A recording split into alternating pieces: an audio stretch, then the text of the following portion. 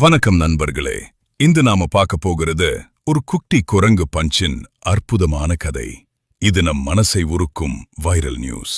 Punch ஜப்பான்ல உள்ள இச்சிகாவா city joule பிறந்தான். பிறந்த சில வாரங்களில் தான் தாயை இழந்தான்.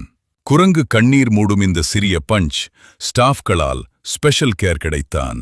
பஞ்சுக்கு ஒரு ஸ்டஃப்ட் டாய் கொடுத்தாங்க. அந்த காம்பினேஷன் பஞ்சுக்கு இமோஷனல் சப்போர்ட் ஆனது. இதனால் பஞ்ச் அதை எப்போதும் கூட கடத்திக்கிட்டு சுற்றினான்.